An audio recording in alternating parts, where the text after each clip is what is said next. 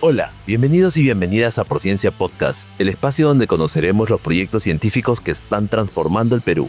En este episodio conversaremos sobre el proyecto Estudio de la diversidad de las lagartijas del género Stenocertus en los Andes del centro del Perú, una investigación que busca identificar, describir y comprender la riqueza de estas especies que cumplen un papel clave en los ecosistemas altoandinos. Para ello nos acompaña la doctora Lourdes Echevarría Espinosa, investigadora postdoctoral del Museo de Historia Natural de la Universidad Nacional Mayor de San Marcos, especialista en biología evolutiva y taxonomía de anfibios y reptiles. Quédate con nosotros para conocer más sobre esta interesante investigación.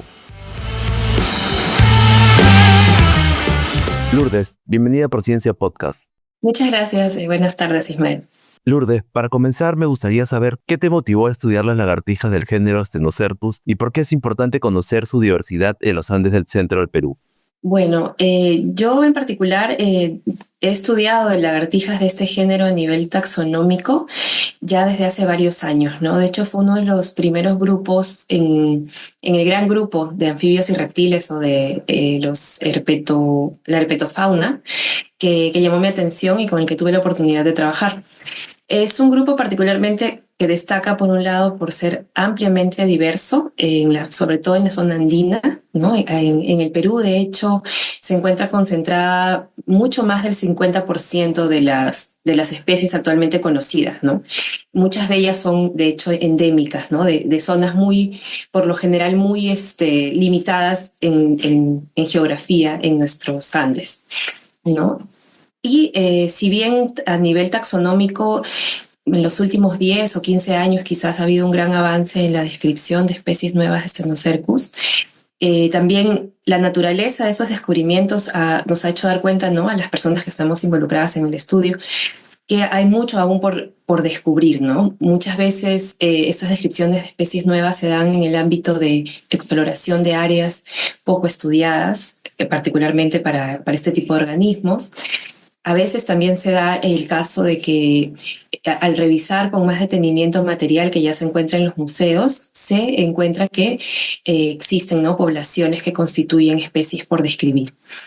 Entonces, en el ámbito taxonómico, digamos que si bien ha habido varios descubrimientos en los últimos años, todavía consideramos que nos encontramos en una etapa en la que seguramente va a haber todavía un crecimiento exponencial, ¿no?, en el número de especies conocidas de Stenocercus.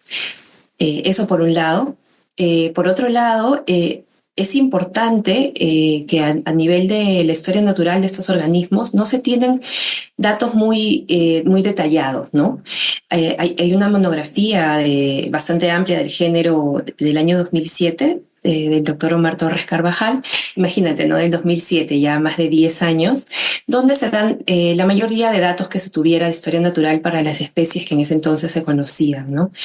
Que en la mayoría de los casos es muy limitado, ¿no? Se sabe, por ejemplo, el tamaño de la puesta de huevos o algunos de los periodos en los que ellas se reproducen, y en muy pocos casos se conoce la dieta de estos animales, ¿no?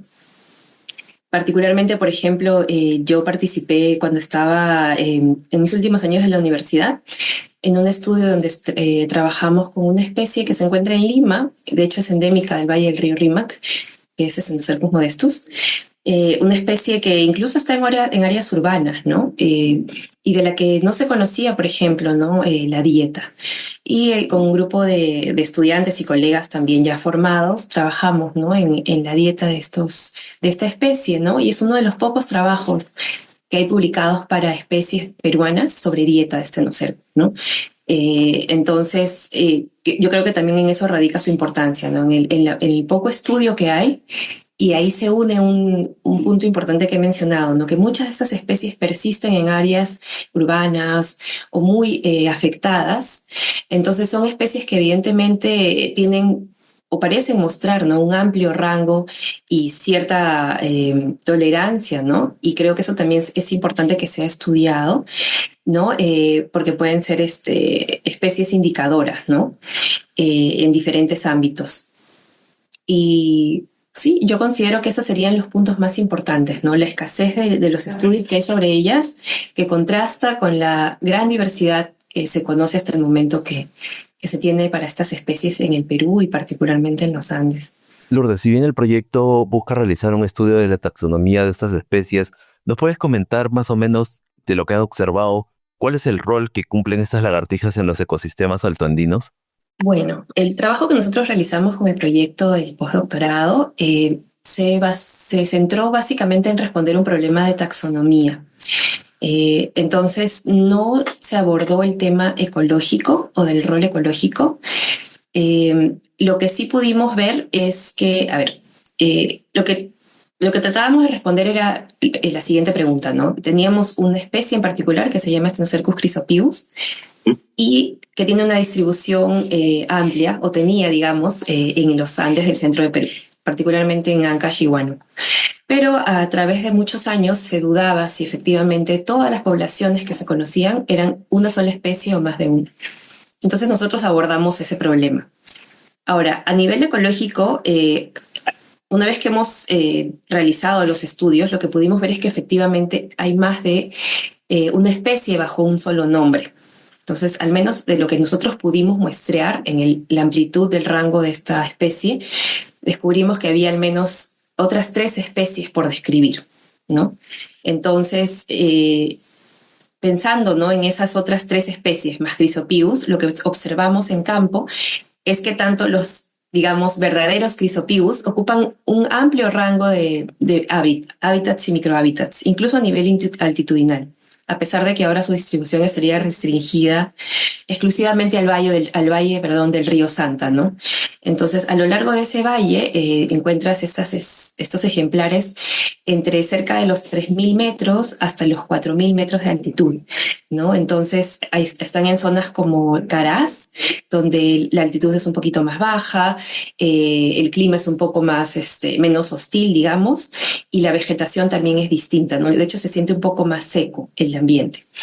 Mientras que también las encuentras en alturas, sí, a los 4.000 metros, conviviendo con otras lagartijas como las del género Lionaemus, en zonas de pajonal, donde pues las temperaturas son mucho más bajas y el microhábitat es distinto, ¿no? Entonces, por lo que pudimos ver en campo, particularmente Stenocercus chrysopius ocupa una amplia gama de microhábitats, y en ese sentido ecológico sería interesante, ¿no?, poder ampliar, ¿no?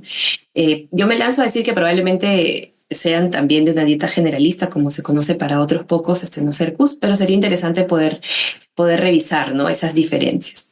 Y de ahí, hablando ya de las otras poblaciones que identificamos como especies nuevas, se encuentran en valles de otros ríos, se encuentran en laderas de otras cordilleras, como la Cordillera Negra y la zona oriental de la Cordillera Blanca, ¿no? En valles diferentes, como le digo, y se encuentran, eso sí, a altitudes un poco, sí, mayores, ¿no?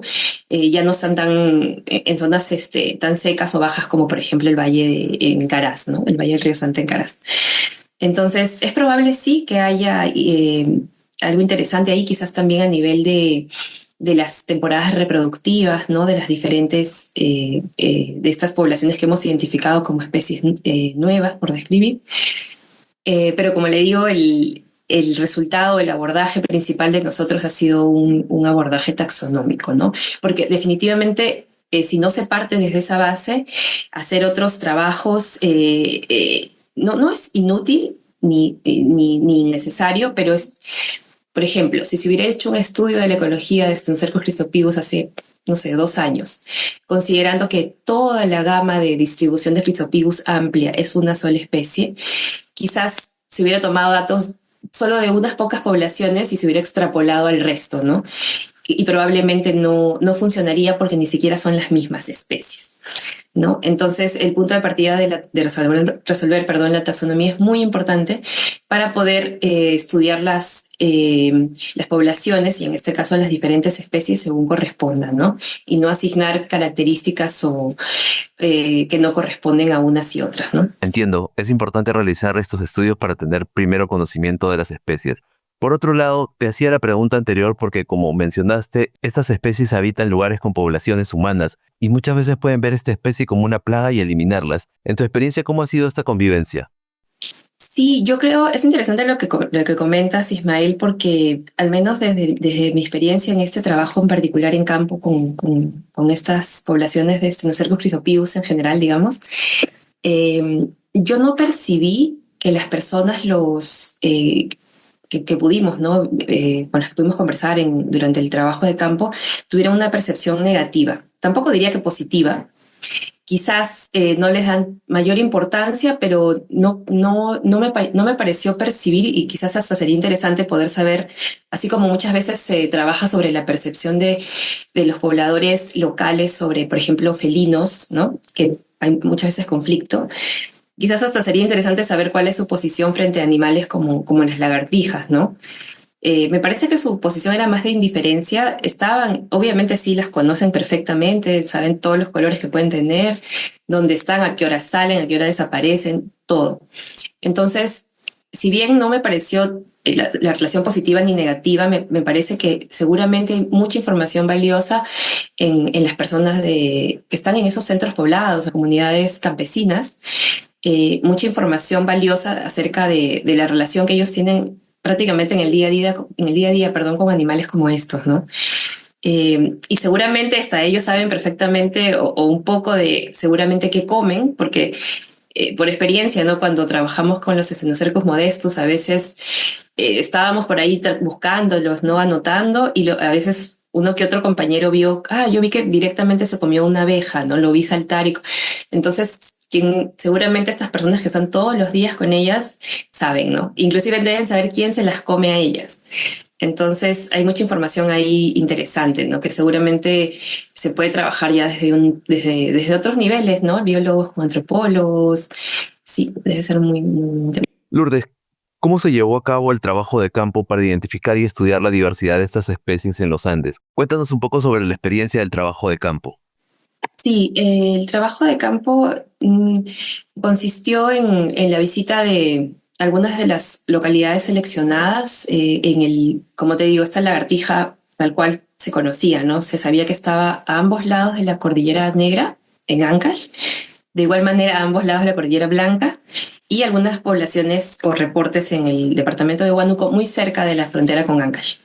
Entonces lo que hicimos fue un recorrido general, ¿no? Abarcando lo más posible digamos, de occidente a este de la distribución, y de norte a sur, lo más posible, ¿no?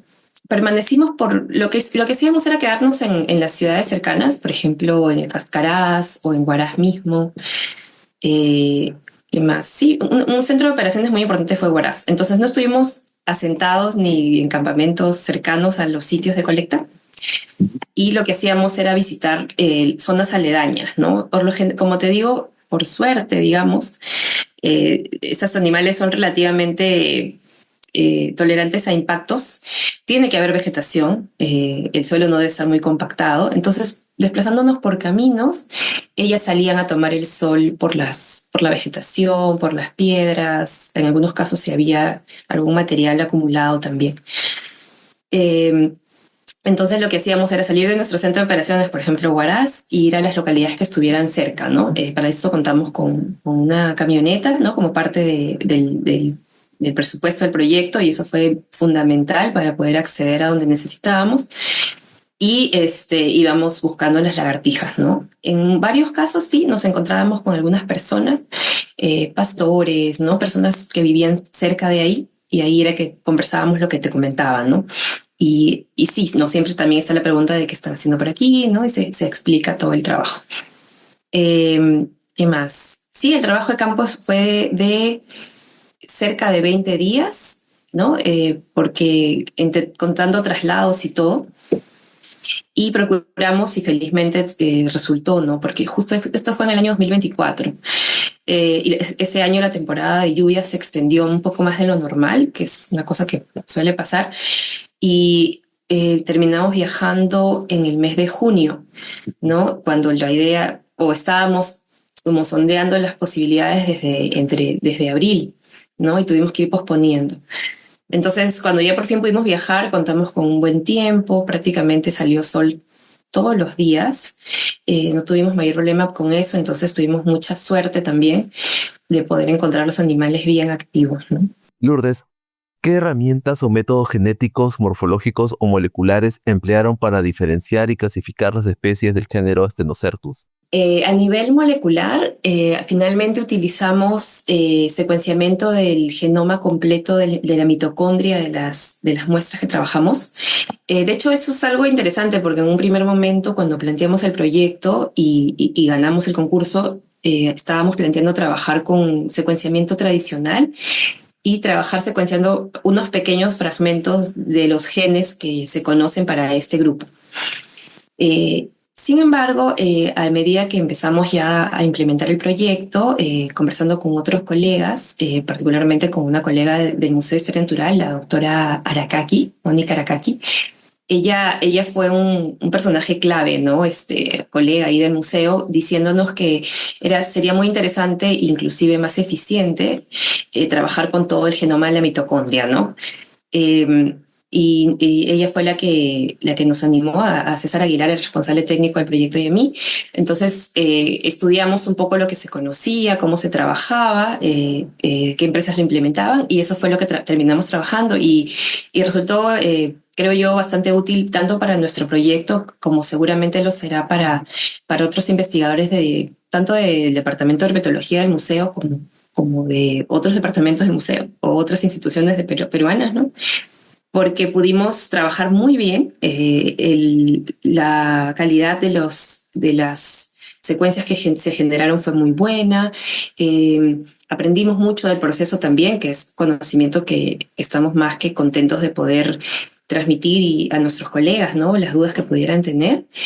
Y de hecho, estos han sido los primeros genomas mitocondriales de especies del género Stenocercus que han sido secuenciadas, ¿no? Entonces creo que ha sido de todas maneras un resultado muy interesante, muy valioso para el grupo. Y a nivel molecular, con esas secuencias lo que hicimos fue realizar un análisis filogenético para tener un árbol, ¿no? de las relaciones entre todas las muestras que trabajamos. Y de hecho incluimos todas las secuencias que hubiera disponibles del género, ¿no? De todas las otras especies de Stenocercus, para poder tener no solamente el resultado que nos interesaba a nivel del pequeño grupo que incluía a Chrysopibus, sino también poder tener una nueva filogenia de todo el género, ¿no? Esa fue también otra contribución importante para ese grupo, ¿no? Y también hicimos con esos datos moleculares análisis de limitación de especies, ¿no? Trabajando con algunos genes que se usan como marcadores para ese tipo de estudios. Sí, eso fue lo que se hizo a nivel molecular, esos dos tipos de análisis. Y a nivel de los datos morfológicos, revisamos tanto el material que nosotros colectamos producto del trabajo de campo del proyecto, así como todo el material de Chrysopibus que se tenía depositado en el Museo, ¿no? de Historia Natural de San Marcos, que felizmente era bastante material. Inclusive también pudimos usar material genético que se encontraba en el museo también, eso fue también muy interesante.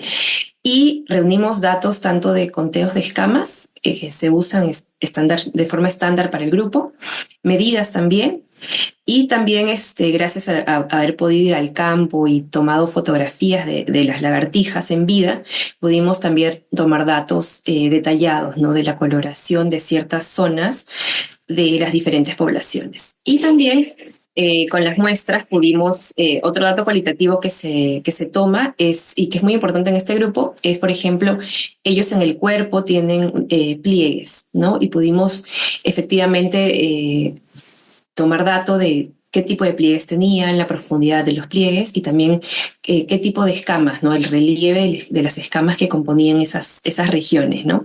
Que eso también resultó muy útil taxonómicamente. Y con los datos de conteos de escamas y de medidas pudimos hacer análisis multivariados, específicamente un análisis de función discriminante para tener una forma, ¿no? de discriminación, como dice el test, de los diferentes datos, a ver si se agrupaban con un sentido geográfico, por ejemplo.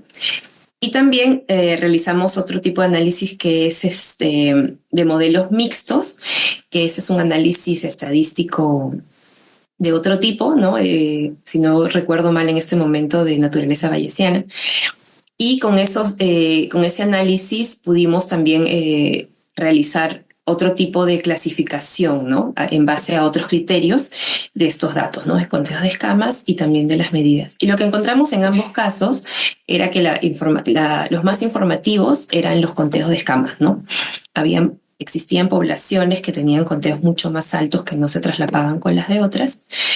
Y eso nos dio una primera línea de evidencia, ¿no? Y tanto la evidencia morfológica como la evidencia molecular la analizamos de forma conjunta para poder llegar a la mejor explicación, ¿no? De la variación que observábamos y de las relaciones a nivel filogenético que nos dio nuestro análisis.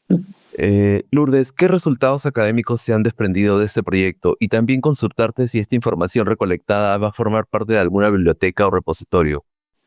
Claro, nosotros como parte de los objetivos del proyecto tal cual, debíamos publicar al menos un artículo, el cual fue publicado el 4 de septiembre, y el artículo fue los resultados de la sistemática, ¿no? De la sistemática de este grupo. Lo que descubrimos que era un grupo de especies, ¿no? Cenocercus chrysopithecus.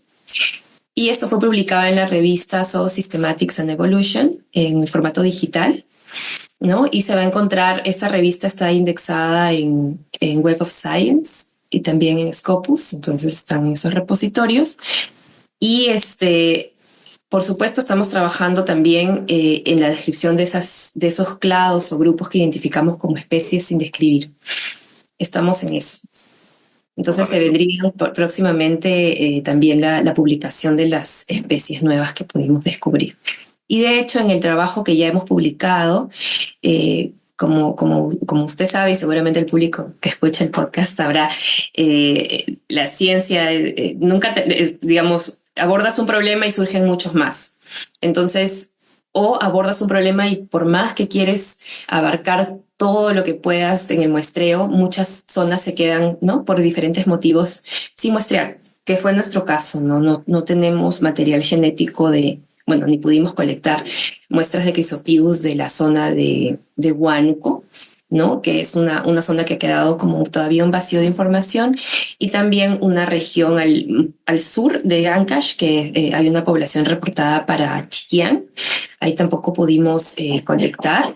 De hecho, no, Chiquián en particular no estuvimos. No lo pudimos incluir en el circuito. Y lo que pasa ahí, y lo mencionamos en el artículo, ¿no? Es que todavía son vacíos de información por resolver, zonas que podrían también albergar quizás candidatas a especies. Y también mencionamos algunas otras poblaciones que se han reportado en otras zonas ya un poco más alejadas, mucho más orientales en el departamento de Huánuco, en la que también se han reportado poblaciones de Cenocercus chrysopithecus, que diría y señalamos en el artículo que probablemente no lo sean por la distancia geográfica. O sea, no van a ser Chrysopithecus. Probablemente tampoco sean ninguno de los clados que descubrimos en el lado oriental de la Cordillera Blanca, pero no lo sabemos. Entonces eso también son temas que hay todavía por trabajar, ¿no?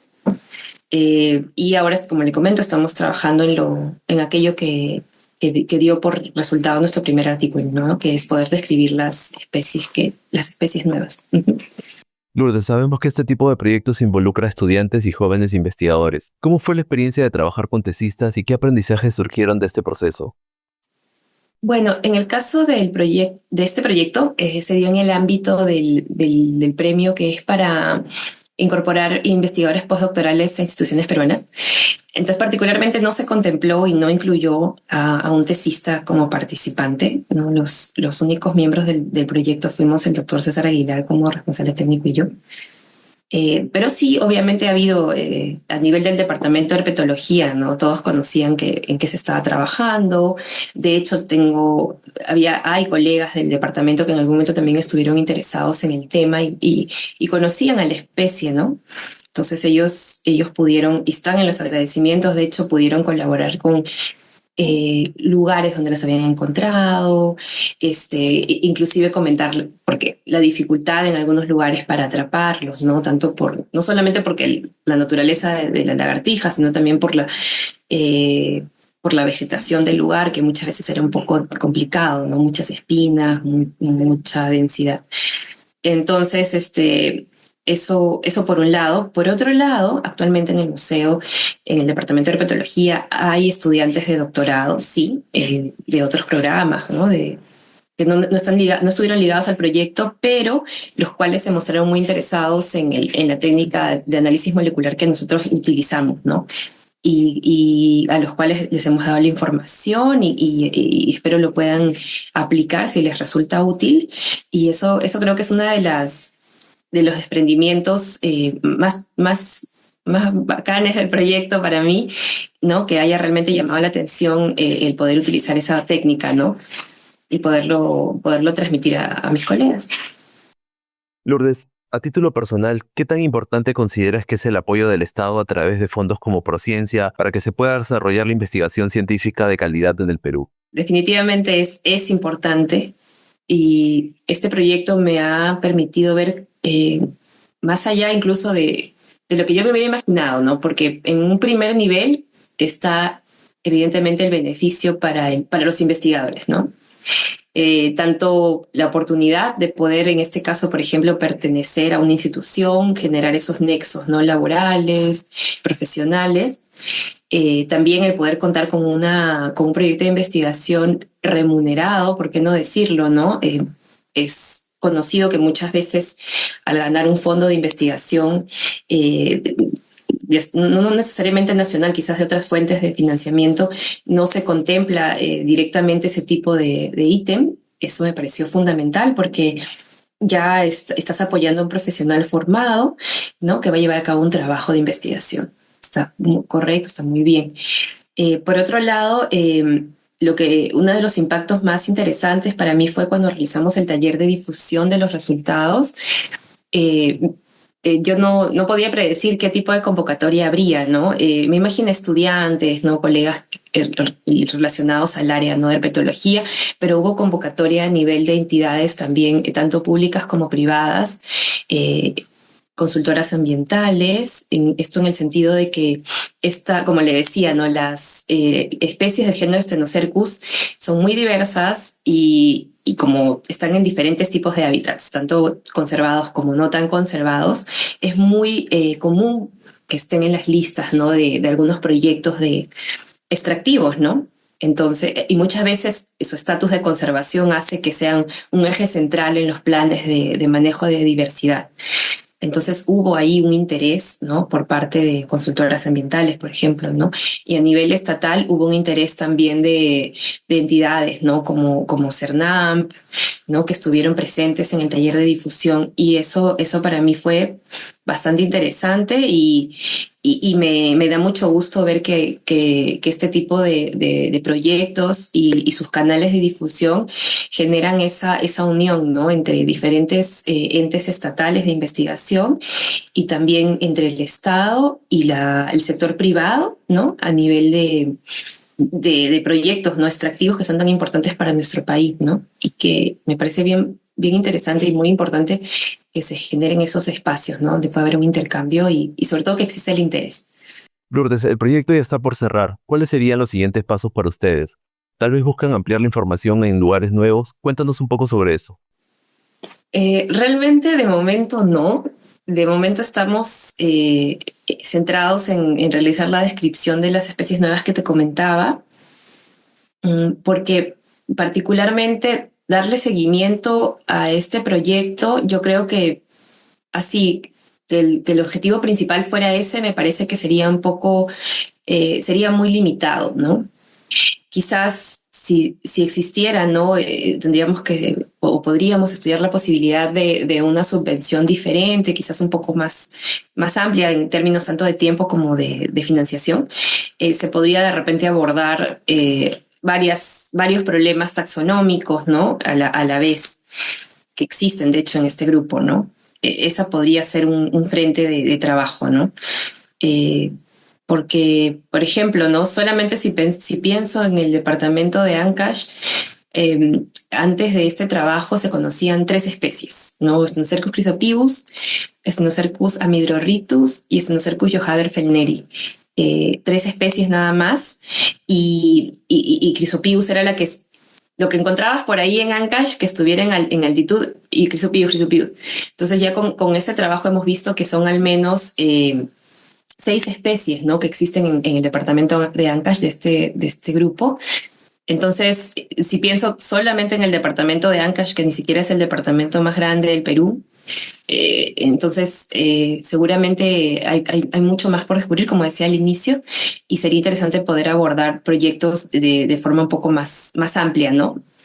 En el caso de Snocercus chrysopithecus decidimos abordar ese problema en particular porque es curioso, era uno de los pocos problemas de esa naturaleza, perdón, para este grupo y que además era muy antiguo, ¿no?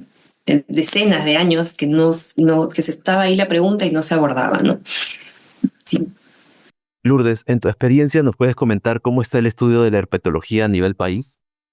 Sí, lo puedo comparar con mi experiencia de hace 10 años que estuve en una institución de investigación en Ecuador, particularmente en el Museo de Zoología de la Universidad Católica de Ecuador. Ellos tenían o tienen, sí, actualmente un espacio muy bien implementado, ¿no? En el área de herpetología, tanto a nivel de infraestructura para trabajos a nivel molecular, como también el mantenimiento de la colección y el espacio de trabajo en gabinete, ¿no? Como aquí también reciben, a pesar de ser una institución privada, también reciben financiamiento del Estado. Y en esa época estaban realizando un inventario en algunos, ni siquiera en todos, en algunos de los parques nacionales más importantes de Ecuador a nivel de diversidad de diferentes grupos, ¿no? Entre ellos anfibios y reptiles.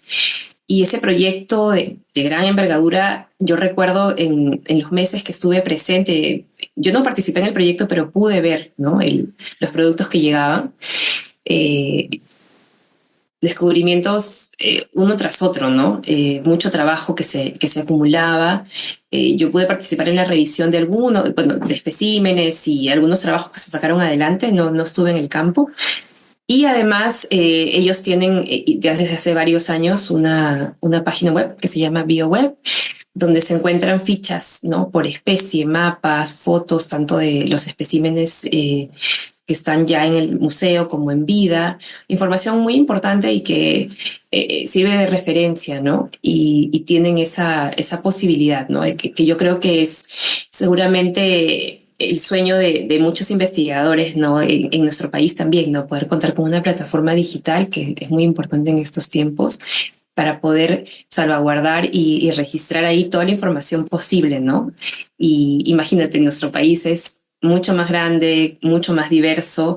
Si hablamos solo de herpetología, si hablamos de otros grupos también, entonces necesitaríamos seguramente una plataforma bastante fuerte, bastante confiable y que tuviera un sustento económico vitalicio, ¿no? Para poder saber que va a estar ahí y esa información va a poder pasar de generación en generación de investigadores, ¿no? Y no solo investigadores, ¿no? El público en general que tuviera interés y que pudiera aprender de nuestra fauna, ¿no? Otro punto de comparación que tengo sería con Brasil. Yo hice ya mis estudios de posgrado. Ahora, mi comparación va a ser bastante sesgada porque Brasil es un país, ahí sí es un país muchísimo más grande, con distintas realidades por ser un país tan grande precisamente.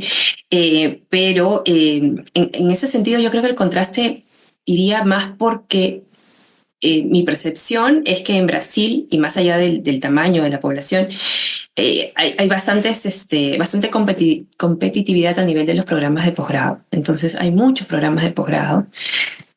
También hay bastante financiamiento del Estado. Entonces hay constantemente mucha investigación, ¿no?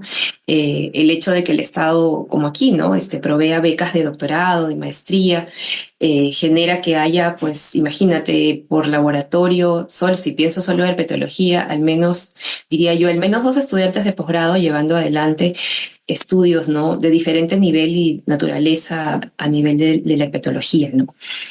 Entonces, yo creo que el Perú no está atrás, pero creo que todavía hay muchos frentes en los que podrían formularse o buscarse formas de financiamiento, ¿no? Que permitan tanto generar información como salvaguardar esa información para la posteridad, ¿no?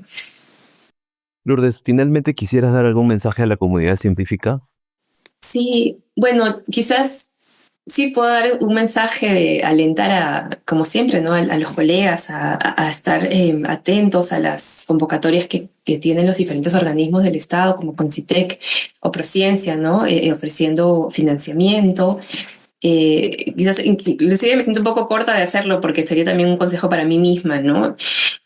Porque actualmente yo veo y con gratamente, ¿no? Que existe una amplia oferta de ese tipo de financiamientos, ¿no? Tanto para ciencia básica como para ciencia aplicada. Y eso me da mucho gusto, ¿no? Entonces, yo sí, de mi posición es de alentar a mis colegas, tanto aquellos que tienen más trayectoria que yo, como aquellos colegas que quizás recién están iniciando su carrera profesional científica a procurar este tipo de financiamientos, ¿no? Nos dejan muchas lecciones, en particular para mí ha sido la primera vez que he estado más junto con el responsable técnico, el doctor Aguilar, tan al frente, ¿no? De un proyecto. Estaba todo prácticamente en nuestras manos, ¿no? Con el apoyo, obviamente, de las dos instituciones, tanto Prociencia como la universidad, pero creo que la experiencia de llevar al frente un proyecto es muy importante para un investigador, poder conocer más allá de la parte científica, poder estar en contacto con otros ámbitos de los proyectos, ¿no? La parte económica, la parte administrativa, es importante. Nos cuesta, debo decir, o al menos a mí, pero es un aprendizaje bien importante, ¿no? Y mientras más pronto empieces a familiarizarte con ese tipo de manejo, mejor, ¿no? Por eso lo decía por colegas que quizás recién estén empezando, creo que no quita el mérito de intentarlo, ¿no? Según el tipo de convocatoria que corresponda, ¿no? Muchas gracias, Lourdes, por acompañarnos y compartirnos los avances de este proyecto que estudia la diversidad de las lagartijas del género Stenocertus en los Andes del Perú. Sí, muchas gracias a ustedes. Gracias, Ismael, por la invitación. Gracias, Concitec y Prociencia. Como hemos visto, esta investigación no solo enriquece el conocimiento científico sobre la herpetofauna andina, sino también aporta información clave para la conservación de nuestros ecosistemas y especies nativas frente a las amenazas que enfrentan en la actualidad. Con esto cerramos un nuevo episodio de Prociencia Podcast. Si te gustó este episodio, compártelo con tus compañeros o amigos. Y no olvides seguirnos en nuestras redes sociales para más información sobre ciencia, tecnología e innovación. ¡Hasta la próxima!